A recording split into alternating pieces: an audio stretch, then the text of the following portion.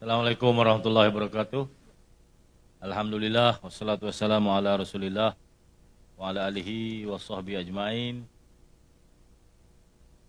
Yang dikasihi anak anda pengacara berdua, duduk sini ni elok lah tu. Yang Muhammad Datuk Hajah Halimatul Sa'diah Sa'ad, Pengerusi Jawatankuasa Kebajikan Wanita, Keluarga dan Masyarakat dan Perpaduan. Bagi Datuk Zulkhairi bin Zainal Abidin, Pengarah Jabatan Kebajikan Masyarakat Negeri Kedah, Pegawai Jabatan dan Agensi Tuan-tuan Perempuan yang diraikan. InsyaAllah cakap tak lama, sat je. Pasal kita nak makan kan. Makan macam mana makan? Ini ya? Oh, ni senang. Alhamdulillah, terlebih dahulu kita rafakkan rasa syukur kehadrat Allah Subhanahu Wa Taala yang telah memberi keizinan untuk kita hadir dalam majlis sambutan Hari Kanak-kanak OKU Warga Emas peringkat Negeri Kedah tahun 2024. Alhamdulillah, sekali lagi dapat kita sambut hari yang penuh bermakna dalam suasana yang harmoni untuk meraihkan mereka yang istimewa. Saya habaq kat YB Kartun, petang ni yang duk bunga. Ada orang nak pakai. Nak buat ni ribu kali. Kita buat makrosi ya, tak ada. Saya ambil kesempatan ini untuk merakamkan penghargaan setinggi-tinggi ucapan terima kasih kepada semua tetamu khususnya yang diraikan kanak-kanak OKU dan Warga Emas. Sekalung penghargaan kepada Jabat Yang Berhormat Datuk Hajah Halimatun. Kali orang tak kenal dah sebut Halimatun lah. Yang Berhormat Kartun. Dan warga JKM atas inisiatif menganjurkan majlis ini.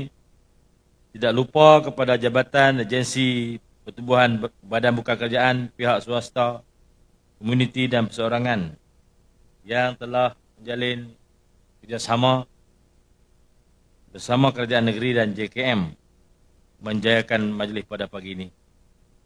Tuan-tuan sekalian, dalam satu hadis daripada Ibnu Abbas, Rasulullah SAW bersabda, bukan termasuk daripada golongan kami orang yang tidak menghormati yang lebih tua dan tidak menyayangi yang lebih kecil, serta yang tidak memerintah pada kebaikan dan mencegah kemungkaran. Islam mengajar kita supaya menjaga golongan kurang upaya, iaitu wanita, kanak-kanak, orang tua dan juga insan-insan istimewa atau OKU. Hadis ini adalah perintah untuk kita menitik beratkan hal-hal yang berkaitan dengan keselamatan, kesejahteraan, maruah golongan yang telah disebutkan. Dalam sejarah kita ada disebut seorang sahabat Rasulullah bernama Abdullah Ibnu Maktum. Abdullah Umi Maktum radhiyallahu anhu yang cacat penglihatan. Abdullah juga adalah sepupu kepada isteri Nabi Ummul Mukminin Khadijah binti Khuwailid. Abdullah Umi Maktum adalah antara yang terawal masuk Islam, tapi cacat penglihatan namun tidak menghalang beliau untuk berdamping rapat dengan Rasulullah serta menghafal surah-surah Al-Quran. Allah juga pernah menegur Rasulullah menerusi surah Abasa ayat 1 hingga 11. Setelah Rasulullah memalingkan wajah daripada Abdullah, Rasulullah sama sekali tidak ada niat untuk memperlekehkan Abdullah, namun hanya berasa sedikit terganggu dengan pertanyaan yang mahukan jawapan segera. Abdullah tidak tahu pada masa itu Nabi sedang berbincang satu perkara dengan orang lain. Rasulullah sekadar mahu menunda jawapannya kepada Abdullah. Walaupun Abdullah sendiri tidak dapat melihat, Allah mengingatkan Rasulullah supaya menghormati Abdullah dengan firman-Nya. Dia Muhammad, yakni Muhammad sallallahu alaihi wasallam, bermasa muka dan berpaling kerana telah datang seorang buta kepadanya, Abdullah bin Umi Maktum. Tahukah kamu barangkali dia ingin membersihkan dirinya daripada dosa, atau dia ingin mendapatkan pengejaran lalu pengajaran itu memberi manfaat kepadanya?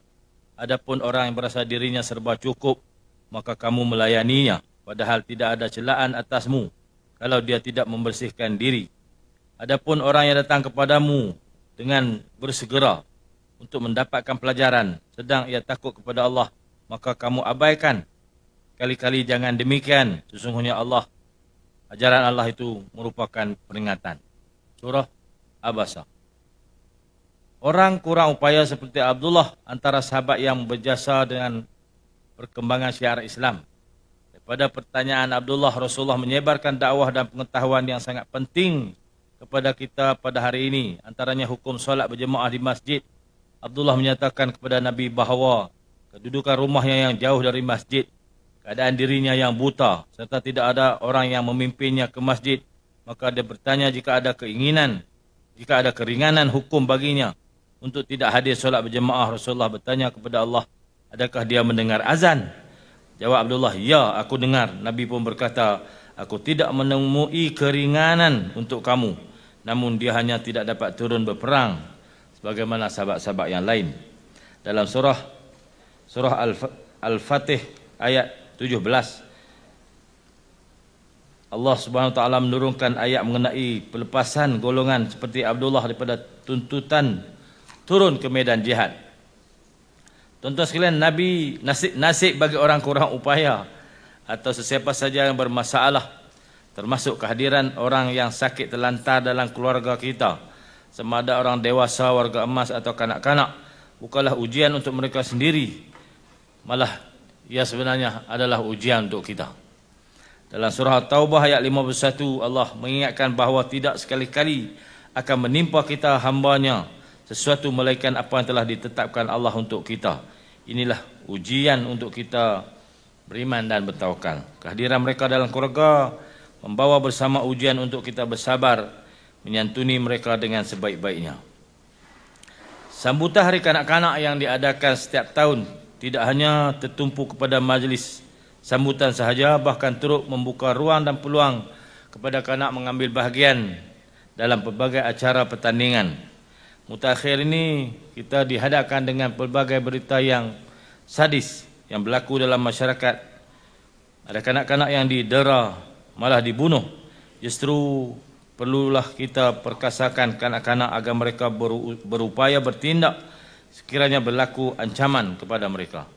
Inilah yang menjadi tanggungjawab kita semua untuk bersama-sama memperjuangkan kebajikan dan kesejahteraan kehidupan kanak-kanak pada hari ini dan pada masa depan.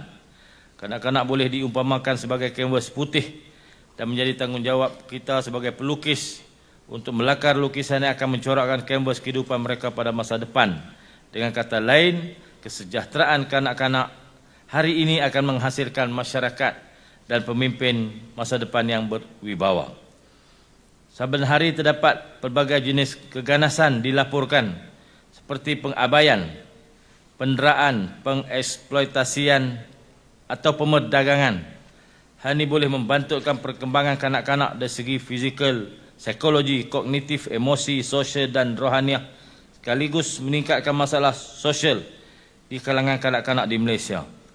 Sebagai contoh, kita dikejutkan dengan kes baru-baru ini, 3 beranak melibatkan seorang isteri dan seorang kanak-kanak berusia 10 tahun yang ditemui terbiar di bangunan terbiar di Pekan Simpang Kuala. Manakala seorang lagi anak suspek berusia 2 tahun ditemui di Pantai Leman, Kuala Kedah. Ketiga-tiga mangsa dipercayai dibunuh oleh ayahnya dan terdapat kesan kelar pada leher ketiga-tiga. Justru kerajaan negeri melalui JKM telah mengambil tindakan wajar bagi memastikan isu keselamatan dan kesejahteraan kanak-kanak dijaga sepenuhnya.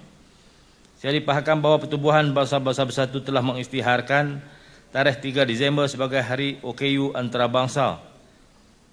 Ini merupakan hari yang penuh bermakna bagi warga OKU di seluruh dunia.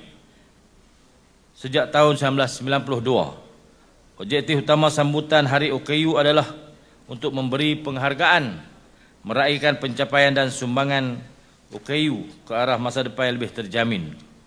Komuniti orang-orang OKU di Kedah sangat rapat di hati kita kerana OKU adalah insan yang sangat istimewa Justru pada hari ini saya berasa bangga kerana dapat berkongsi kegembiraan bersama-sama semua pihak yang terlibat dalam meningkatkan kesejahteraan OKU di Kedah. Kehadiran tuan-tuan dan puan-puan ke majlis ini telah menguatkan lagi keyakinan mengenai sokongan padu dan pengembelengan tenaga serta sumber yang berterusan semua pihak ke atas segala usaha kerajaan negeri dalam memelihara kepentingan OKU di Kedah. Tuan-tuan sekalian, saya mengambil maklum bahawa PBB Pertubuhan Bangsa-Bangsa Bersatu telah mengisytiharkan bahawa sambutan Hari Warga Emas Dunia disambut pada tanggal 1 Oktober setiap tahun sebagaimana ketetapan Resolusi nombor 45/106. Kerajaan negeri sentiasa prihatin dengan kanak-kanak OKU dan warga emas. Sebagaimana hadirin maklum bahawa sambutan hari ini adalah bagi kita semua meraihkan serta mengiktiraf sumbangan dan peranan warga emas di samping memastikan kesejahteraan mereka terus terbela. Saya dimaklumkan bahawa penuaan secara bermaruah memperkukuh sistem penjagaan dan sokongan warga emas adalah tema sambutan Hari Warga Emas tahun ini dan ia signifikan dengan situasi semasa mengenai usaha kerajaan memertabatkan warga emas di negeri Kedah terutama dalam penjagaan warga emas sebagai persediaan Kedah ke arah negeri menua. Rupanya negeri pun tua juga, bukan kita je Kak Tun. Negeri ini dijangka menua pada tahun 2030. Kerajaan negeri prihatin dan akan membuat persediaan yang rapi bagi mewujudkan warga emas yang berdikari, bermartabat diri dan dihormati dengan mengoptimumkan potensi diri melalui penuaan sihat, positif, aktif, produktif dan menyokong meningkatkan kesejahteraan hidup dalam pembangunan negara. Kerajaan negeri juga telah mengadakan bengkel dan plan pembangunan Kedah 2035 dalam rangka The Greater Kedah selama 2 hari pada 23 September hingga 24 September di Dewan Seri Mentalun bagi tujuan meningkatkan kualiti dan kesejahteraan hidup rakyat Kedah termasuk OKU, kanak-kanak dan warga emas. Terdapat beberapa institusi kanak-kanak dan orang kurang upaya OKU ni di Kedah. Di antaranya Rumah Kanak-kanak Pokok Sena, Asrama Akhlak Perempuan Jitra, Taman Sinar Harapan Jitra, Bengkel Daya Sungai Petani dan Pusat Khidmat Setempat OKU di Bidung. Saya dipahamkan institusi warga emas pula iaitu Rumah Seri Kenangan Bidung yang masih dalam proses bina semula dan dijangka siap pada Disember 2026. Pihak kerajaan negeri sentiasa peka dan prihatin terhadap kebajikan kanak-kanak OKU dan warga emas di seluruh negeri. Semoga sambutan hari ini untuk kanak-kanak OKU dan warga emas di peringkat negeri dapat mencapai matlamat dan objektif yang digariskan terutama dalam memenuhi falsafah di sebalik meraihkan kanak-kanak OKU dan warga emas dalam sumbangan mereka kepada masyarakat dan negara. Program-program berbentuk intergenerasi seperti ini harus diperbanyakkan demi kesejahteraan hidup pelbagai lapisan umur yang melibatkan kita semua. Di sini juga saya ingin mengucapkan tahniah kepada pihak penganjur dan seluruh warga kerja JKM Negeri Kedah dan semua yang telah bersama-sama membantu menjayakan dan merealisasikan majlis sambutan yang kita adakan pada pagi ini.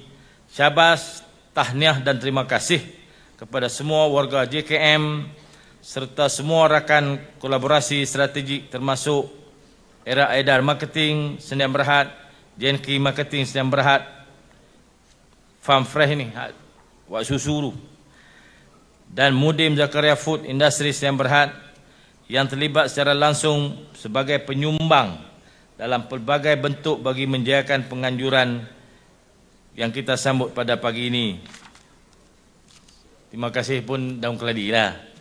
Janganlah hari ini je kan. Lepas ni bagilah lagi. Tidak lupa kepada semua pihak yang terlibat secara langsung dan tidak langsung bekerja keras dalam memastikan majlis ini. Kemarin Haji Sam maghrib baru balik. Ni duk bersiap pentas ni. Rupanya dibuat sungguh noh. Macam nak kenuri tu.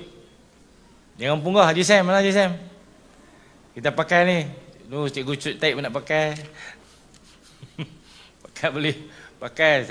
Saya jamin siapa main pakai dewan ni saya tak buat korang. Kita buat sengap-sengap. Terima kasih untuk anak-anak Haziq dengan Maya. Semoga menghadapi masa yang cerah di masa depan. Terlibat dengan aktiviti-aktiviti kemasyarakatan macam ini melalui platform media sosial dan hari ini secara bersemuka. Saya harap mereka berdua ini menjadi contoh yang baik kepada kanak-kanak di seluruh Kedah bagaimana untuk menjadi kanak-kanak tahun 2024. Untuk menjadi orang tua 2024, contohilah saya.